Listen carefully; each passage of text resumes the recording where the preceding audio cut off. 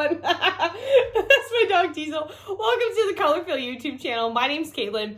I'm the creator behind the channel Sparkles and Sunshine blog, and I share enrichment ideas for dogs and cats, canine fitness, and product reviews. So after you check out this video, head over to my channel. I have tons of cool ideas that your cats and dogs are going to love, and I made this whole playlist with Colorfil filled with so many fun enrichment ideas for dogs and cats.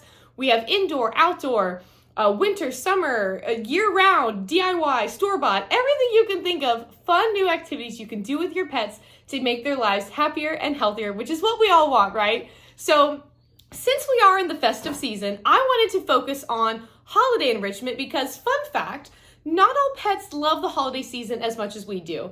I, of course, love the holidays. It's a fun, exciting time. We're filled with family, friends, activities. There's so much to do, but sometimes that can actually be extremely stressful for our pets. And some ways that we can kind of help them get through it is with enrichment activities, because it's giving something for their mind to focus on. It's giving them something they love to do, and it's a great way to kind of reduce that stress and anxiety for our dogs. So I have a video on this playlist that shares all about what are Kongs, lick mats, and kind of what this type of enrichment does for your dogs. So first off, check out that video. I have a great explanation. I show you all the different kinds that there are, and I give you some fun beginner recipes because today we're focusing on holiday enrichment recipes. So we're gonna do two different ones, right? It's technically three, but I'll explain it in a second.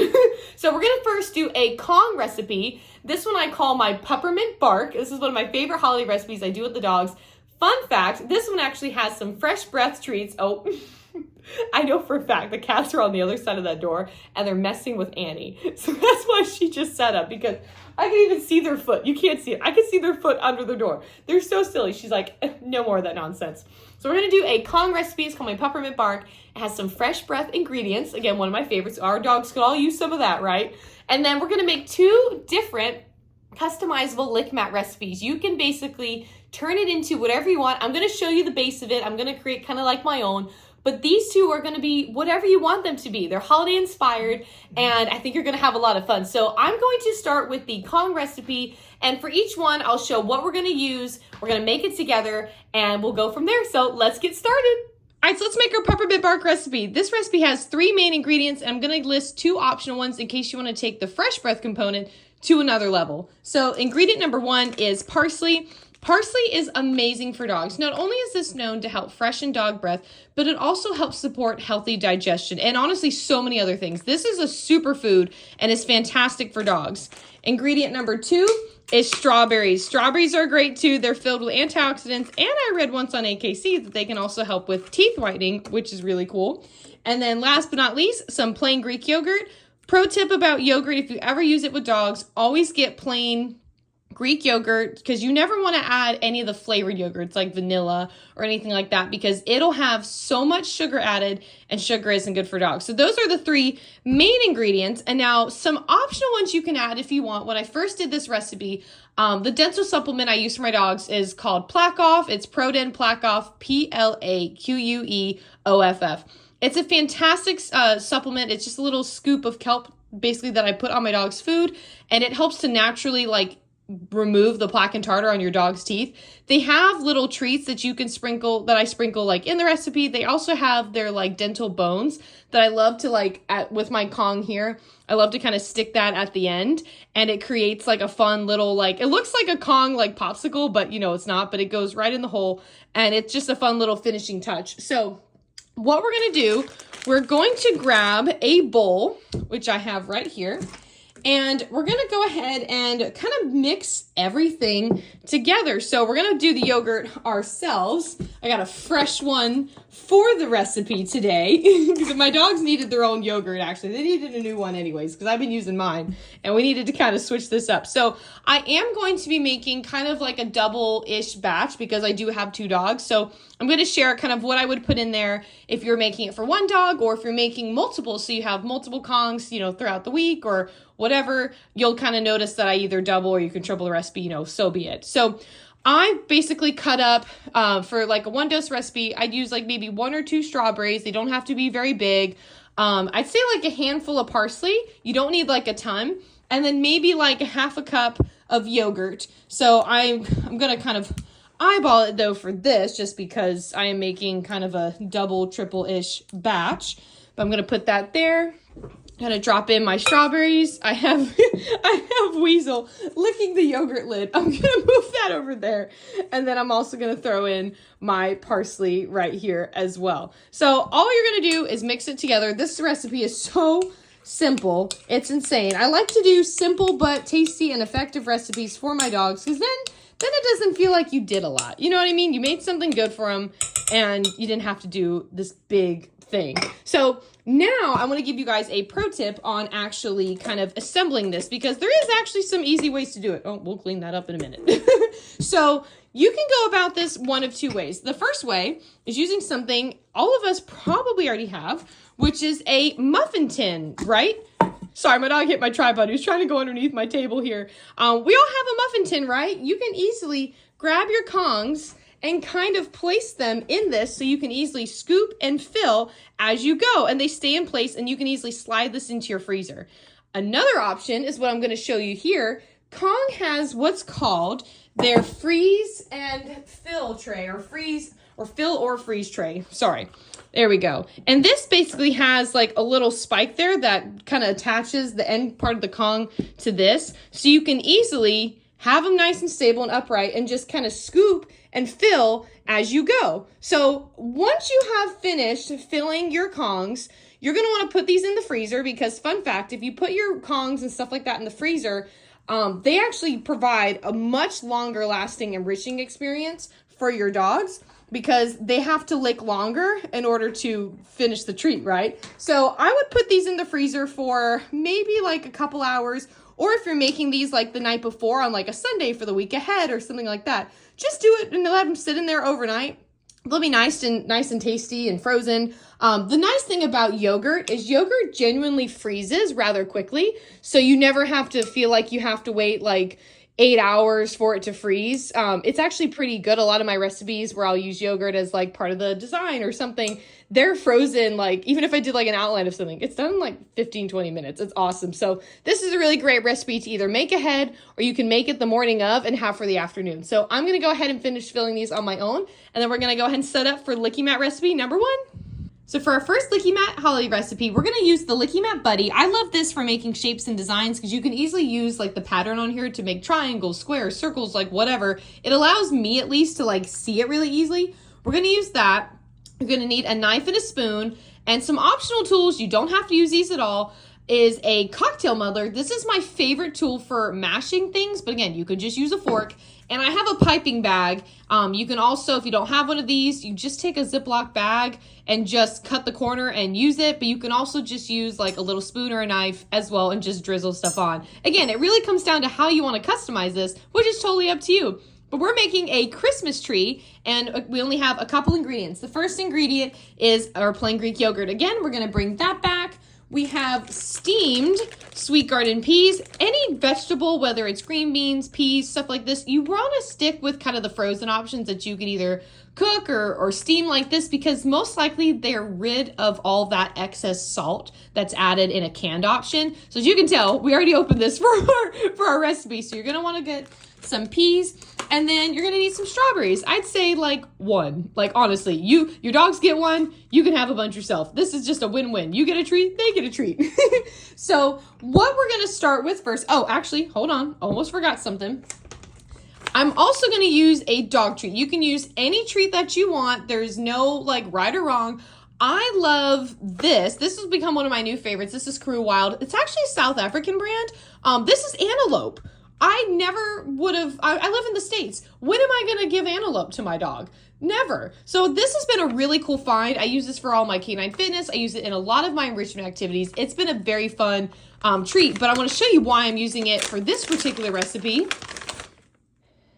There's our Christmas tree stump. Isn't that perfect? Oh, it's just so good. So I'm going to go ahead and just set that off to the side there. But you can use any treat. I'm pretty sure one of the first times I ever made this treat, I used like, I use like a dog jerky bar, and I just cut it up because like there's so many different dog treats that come in strips or like whatever. You can use anything you want from there. You can even put together a couple like circles of like your dog's food. Like you could easily do something like that and create it, and you don't even have to get a treat. Like boom, done. Super, super simple. So step one, you're going to want to go ahead and cook your mashed peas. Now again, this is steamable. Put in the microwave for 4 minutes, you're done.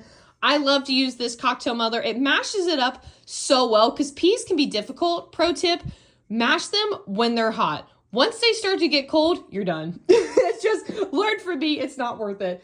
What I'm going to do, I'm actually going to set this here just to give myself an outline, and we're just going to make a triangle. It doesn't have to be perfect because the one thing I love about dog treats and making things for our pets is they have absolutely no care in the world if it looks good. They just know that it tastes good.